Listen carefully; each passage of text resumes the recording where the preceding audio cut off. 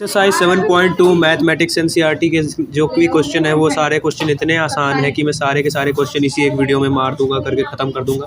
पहला क्वेश्चन है भैया 8 फैक्टोरियल वाला, कैसे सॉल्व करोगे? सीधी सी बात है, 8 फैक्टोरियल का मीनिंग क्या होता है? तो 8 × 7 × 6 × 5 × 4 × 3 × 2 है ना, तो 5 लिखना भूल गया था, तो 4 × 3 × 2 to 1। तो भैया इनको अब मल्टीप्लाई कर लेना, आंसर ले आना। ये तो भैया मुझे करवाने की जरूरत है नहीं। अब देखो 4 फैक्टोरियल माइनस 3 फैक्टोरियल में क्या होगा? देखो 4 × 3 फैक्टोरियल लिख सकते हैं उसको तुम, और -3 फैक्टोरियल लिख दोगे। 3 फैक्टोरियल को तुम अगर कॉमन ले लोगे तो 4 - 1 आ जाएगा यहाँ पे हमारा, फिर 3 आ जाएगा। 3 × 3 फैक्टोरियल, अब 3 × 2 × 3, ठीक है 1 भी आएगा, लेकिन 1 को मल्टीप्लाई करोगे तो वही आ जाएगा 3 × 3 = 9, 9 × 2 = 18। अब ये मल्टीप्लाई आसान था इसलिए मैंने तुमको ये करके दिखा दिया, ऊपर वाला तुम खुद कर लेना, मल्टीप्लाई आ जाएगा तुम्हारा आंसर, ठीक है बिना किसी देरी के। अब हम लोग कर लेते हैं second question number. First question का ये पहला पार्ट और दूसरा पार्ट दोनों हमने कर डाला है पूरा, बहुत ही आसान सवाल था। तो बिना किसी देरी के अब आगे बढ़ जाते हैं फटाफट से। अब करेंगे सेकंड क्वेश्चन। सेकंड क्वेश्चन क्या दिया हुआ है एनसीईआरटी के अंदर, तुम लोग देखो फटाफट से। 3 फैक्टोरियल प्लस 4 फैक्टोरियल = 7 फैक्टोरियल। तो यहाँ पे इन्होंने पूछा है कि क्या ये सच है भैया, क्वेश्चन मार्क लगा के बोला है। तो अब सच है कि नहीं वो प्रूफ करने के लिए हमको करना पड़ेगा इसको सॉल्व। तो 3 × 2 नहीं, इसको देखो, इसको भी आसान तरीके से कर लेते हैं। 3 फैक्टोरियल प्लस 4 × 3 फैक्टोरियल। 3 फैक्टोरियल को कर दिया सर हमने कॉमन। अब क्या करना है सर जी, हमको यहाँ पर से बिना किसी देरी के 2 3 कॉमन ले लिया तो 1 आ जाएगा, इधर आ जाएगा भैया 4 आ जाएगा इधर। 3 फैक्टोरियल कॉमन लेने पे इक्वल टू में 7 फैक्टोरियल है। 7 फैक्टोरियल का मीनिंग क्या होता है? 7 × 6 × 5 × 4 × 3, 5 × 4 × 3, यार मैं गलती कर देता हूँ, × 2 × 1, ठीक है।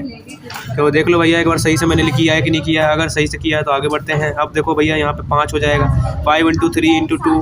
तो भैया ये इक्वल नहीं है, देखो 3 × 2 × 5 बोला है इन लोगों ने, जो कि बिल्कुल भी इस 7 फैक्टोरियल से बराबर नहीं आ रहा है। तो ये नॉट इक्वल है, 7 फैक्टोरियल के नॉट इक्वल है। तो भैया ये रॉन्ग है, फॉल्स है ये स्टेटमेंट। बिना किसी देरी के, बिना किसी शक के फॉल्स कर दो, आगे बढ़ते हैं। अब बिना किसी देरी के यहाँ पे थर्ड वाला क्वेश्चन करना है। तो भैया थर्ड वाला क्वेश्चन कैसे करना है? देखो सबसे पहले कंप्यूट करेंगे 8 फैक्टोरियल अपॉन में 6 फैक्टोरियल इंटू 2 फैक्टोरियल। तो भैया 8 फैक्टोरियल है, 6 फैक्टोरियल इंटू 2 फैक्टोरियल। अब क्या करने का है हमको भैया? 8 फैक्टोरियल ऊपर में लिखा है, उसको हम क्या कर सकते हैं भैया? हम लोग उसको लिख सकते हैं 8 × 7 × 6 फैक्टोरियल लिख सकते हैं। नीचे में हमको 6 फैक्टोरियल और इंटू 2 फैक्टोरियल दिया हुआ है। 6 फैक्टोरियल से 6 फैक्टोरियल कट गया। अब 2 फैक्टोरियल का मतलब होता है 2 × 1, तो 2 फैक्टोरियल 2 से डिवाइड कर दूंगा मैं 4 को, 4 7 4 28 हो गया हमारा आंसर एकदम सही। तो बिना किसी देरी के थर्ड क्वेश्चन भी कर दिया मैंने खत्म। अब बारी है फोर्थ क्वेश्चन करने की, ठीक है। फोर्थ में क्या बोला है? 1/6 फैक्टोरियल, अरे ये सही से लिखता नहीं मैं, ये देख लो क्वेश्चन देख लो। 1/6 factorial plus 1/7 factorial = x/8 factorial. क्या करने का है? x को उधर ले जा, 8 फैक्टोरियल को उधर ले जाऊंगा, मल्टीप्लाई में आ जाएगा। अब ये मल्टीप्लाई में दोनों के हैं भैया, तो अगले स्टेप में क्या करेंगे हम लोग? बहुत ही आसान स्टेप है अगला। इसको भैया इससे मल्टीप्लाई कर दो, दोनों से मल्टीप्लाई करूँगा तो 8 factorial upon 6 factorial plus 8 factorial upon 7 factorial. अब भैया इसको सॉल्व करना तो आसान है, देखो काट दो एक दूसरे से। 8 × 7 × 6 फैक्टोरियल लिख सकता हूँ मैं, ऊपर वाले को 6 फैक्टोरियल नीचे में है तो काट दूंगा मैं इसको। इसके बाद यहाँ पे 8 फैक्टोरियल ऊपर में है, यहाँ पे 8 फैक्टोरियल को मैं 8 × 7 फैक्टोरियल लिख सकता हूँ, अपन में 7 फैक्टोरियल है यहाँ पे नीचे पहले से दिया हुआ, तो काट दूंगा 7 फैक्टोरियल 7 फैक्टोरियल।